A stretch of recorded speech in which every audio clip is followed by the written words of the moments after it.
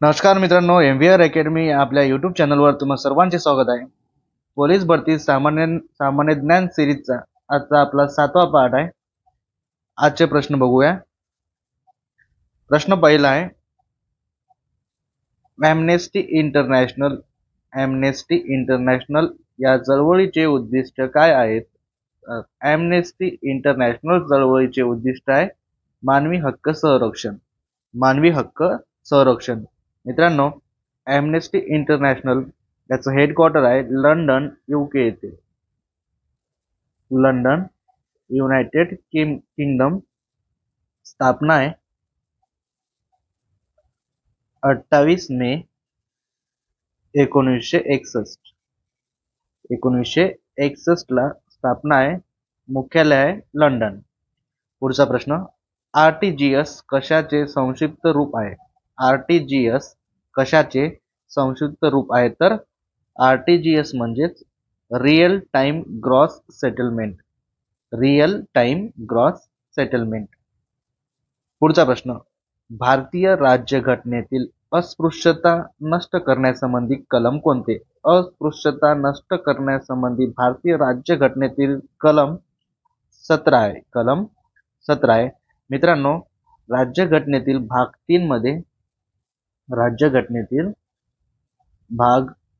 3 मध्ये कलम 12 ते 35 या कलमामध्ये आपल्याला मूलभूत हक्क देण्यात आलेले आहे.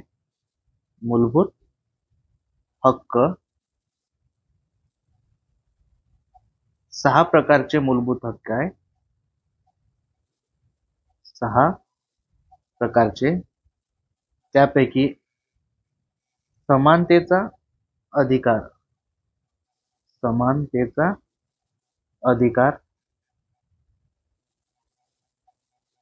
हा पहिला प्रकार आहे. समानतेचा अधिकारामध्ये कलम 14 ते कलम 18 या कलमांचा समावेश होतो.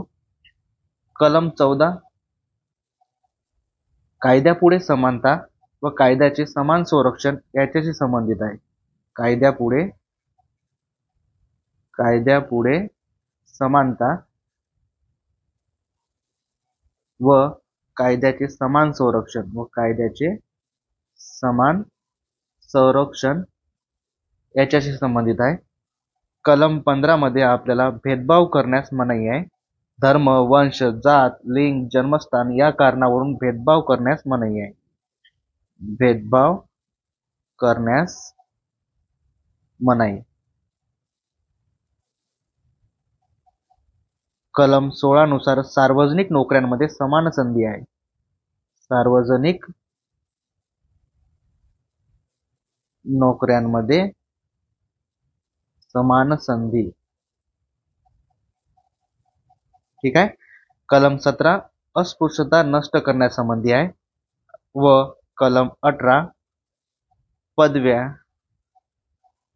पदव्या किंवा किताब नष्ट करण्यासंबंधी आहे. किताब नष्ट. ठीक आहे मित्रांनो. भाग 3 कलम 12 ते 35 याच्यामध्ये मूलभूत हक्क देण्यात आलेले आहे. 6 प्रकारचे मूलभूत हक्क आहेत. त्यापैकी समानतेचा अधिकार हा पहिला प्रकार आहे. त्यात 14 ते कलम 18 पर्यंत या कलमांचा समावेश आहे. कलम 14 म्हणते कायद्यापुढे समानता व कायद्याचे समान संरक्षणाशी संबंधित आहे. कलम 15 भेदभाव करण्यास मनाई आहे. धर्म, वंश, जात, लिंग, जन्मस्थान या कारणावरून भेदभाव करण्यास मनाई आहे. कलम 16 नुसार सार्वजनिक नोकऱ्यांमध्ये समान संधी आहे. कलम 18 पदव्या किंवा किताब नष्ट करण्यासंबंधी आहे. ठीक आहे मित्रांनो. बाकीचे प्रकार आपण त्या क्वेश्चन मध्ये घेऊया. पुढचा प्रश्न, कोकणच्या दक्षिण सीमेजवळून कोणती नदी वाहते?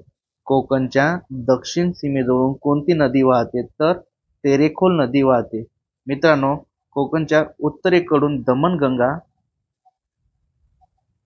दमणगंगा तर दक्षिणेला तेरेखोल नदी वाहते. तेरेखोल. ठीक आहे. उत्तरेला दमणगंगा नदी, दक्षिणेला तेरेखोल नदी. पुढचा प्रश्न, लोकायुक्त हे पद महाराष्ट्र राज्यात कोणत्या वर्षी अस्तित्वात आले?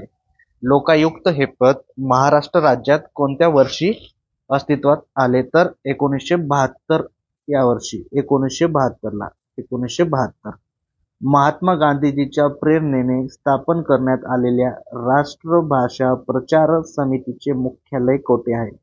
राष्ट्रभाषा प्रचार समितीचे मुख्यालय कोठे आहे? वर्धा येथे आहे. कुठे आहे? वर्धा. राष्ट्रभाषा प्रचार समिती. पुढचा प्रश्न, भारतातील क्षेत्रफळाच्या दृष्टिकोनातून मोठे राज्य कोणते? मित्रांनो, क्षेत्रफळाच्या दृष्टिकोनातून मोठे राज्य आहे राजस्थान. क्षेत्रफळाच्या दृष्टिकोनातून मोठे राज्य आहे राजस्थान. लहान राज्य आहे गोवा.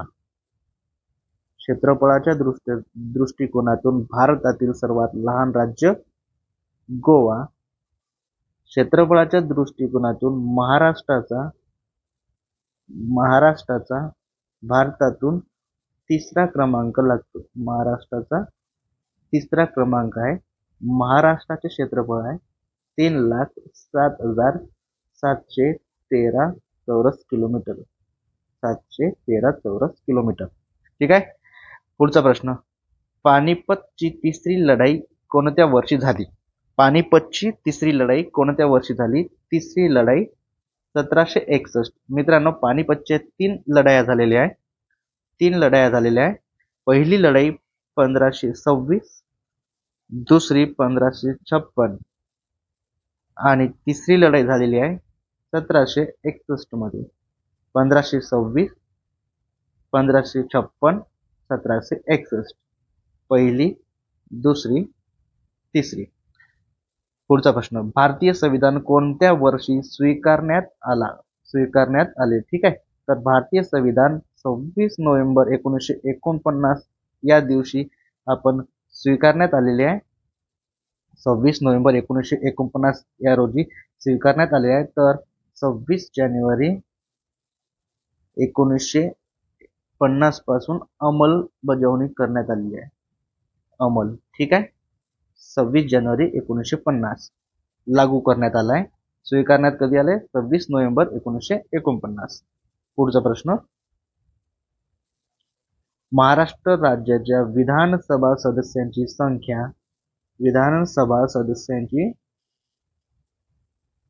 संख्या किती आहे? तर विधानसभा सदस्यांची संख्या आहे 288. विधान परिषदेची सदस्यांची संख्या किती आहे? 78. विधान परिषद 78, विधानसभा 288. भगवान गौतम बुद्ध यांचा जन्म कोठे झाला? गौतम बुद्धांचा जन्म झालेला लुंबिनी येथे. लुंबिनी. ठीक आहे. गेटवे ऑफ इंडिया हे भारताचे प्रवेशद्वार कोणत्या वर्षी बांधण्यात आले? ठीक आहे. गेटवे ऑफ इंडिया भारताचे प्रवेशद्वार म्हणून कोणत्या वर्षी बांधण्यात आले? तर 1911 ला बांधण्यात आले. गेटवे ऑफ इंडिया कुठे आहे? मुंबई.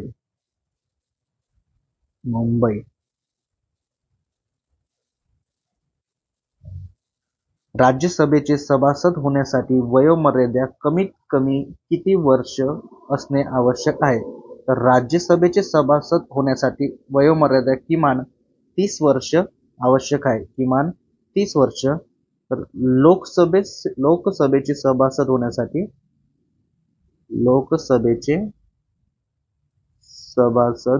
होण्यासाठी किती वर्ष? किमान 25 वर्ष आवश्यक आहे. किमान 25 वर्षे. राज्यसभा 30 वर्ष, लोकसभा किमान 25 वर्ष. एलपीजी गॅसचे प्रमुख 2 घटक कोणते? ठीक आहे. तर एलपीजी गॅसचे प्रमुख घटक आहे प्रोपेन व ब्युटेन. मित्रांनो, एलपीजी म्हणजे लिक्विफाईड पेट्रोलियम गॅस. ठीक आहे. लिक्विफाईड पेट्रोलियम गॅस म्हणजेच एलपीजी गॅस. प्रमुख घटक प्रोपेन व ब्युटेन. आवाजाची तीव्रता मोजण्याचे एकक कोणते? आवाजाची तीव्रता मोजण्याचे एकक आहे डेसिबल. या एककामध्ये आपण आवाजाची तीव्रता मोजतो. पुढचा प्रश्न, महाराष्ट्रात उच्च न्यायालयाचे किती खंडपीठ आहे? उच्च न्यायालयाचे किती खंडपीठ आहे? तर 3 खंडपीठ आहे. 3 खंडपीठ आहे. पहिला मुंबई, दुसरा नागपूर येथे आहे व तिसरा छत्रपती संभाजीनगर. ठीक आहे. महाराष्ट्रात उच्च न्यायालयाचे खंडपीठ 3 कुठे? मुंबई, नागपूर, छत्रपती संभाजीनगर. महात्मा ज्योतिबा फुले यांना हिंदुस्थान बुकर टी वॉशिंग्टन म्हणून कोणी संबोधले? ठीक आहे. महात्मा ज्योतिबा फुले यांना हिंदुस्थानचा बुकर टी वॉशिंग्टन म्हणून कोणी संबोधले? तर महाराजा सयाजीराव गायकवाड. महाराजा सयाजीराव गायकवाड यांनी संबोधले. महाराजा सयाजीराव गायकवाड संस्थान आहे बडोदा संस्थान. बडोदा संस्थान. ठीक आहे. महात्मा फुले यांना हिंदुस्थानचा बुकर टी वॉशिंग्टन म्हणून कोणी संबोधले? महाराजा सयाजीराव गायकवाड. बडोदा संस्थान. FIR. FIR म्हणजेच काय? तर first information report. First information report. Agmark म्हणजेच काय? ॲग्मार्क म्हणजे काय? ॲग्मार्क आहे शेती उत्पादनावरील प्रमाणित चिन्ह. शेती उत्पादनावरील प्रमाणित चिन्ह म्हणजेच ॲग्मार्क. कोणत्या व्यक्तीने भारतरत्न, कोणत्या व्यक्तीला भारतरत्न, निशान-ए पाकिस्तान हे दोन्ही पुरस्कार मिळविलेले आहे? ठीक आहे. कोणत्या व्यक्तीने भारतरत्न आणि निशान-ए पाकिस्तान दोन्ही पुरस्कार मिळविलेले आहेत? तर मोरारजी देसाई. मोरारजी देसाई. भारतरत्न, निशान-ए पाकिस्तान मिळवणारे मोरारजी देसाई. पुढचा प्रश्न. कोणता भाग भारत व श्रीलंका यांना दुभागतो? ठीक आहे. तर भारत व श्रीलंका यांना दुभागतो पालकची सामुद्रधुनी. पालकची सामुद्रधुनी. पुढचा प्रश्न. साखरेचे भांडार. साखरेचे भांडार म्हणून कोणते राज्य ओळखले जाते? साखरेचे भांडार म्हणून कोणते राज्य ओळखले जाते? उत्तर प्रदेश. उत्तर प्रदेश. साखरेचे भांडार उत्तर प्रदेश. साबरमती नदीचा उगम कोणत्या पर्वतरांगेतून होतो? साबरमती नदीचा उगम अरवली पर्वतरांगेतून होतो. अरवली. गौतम बुद्धांनी प्रथम उपदेश केलेले सारनाथ हे ठिकाण कोठे आहे?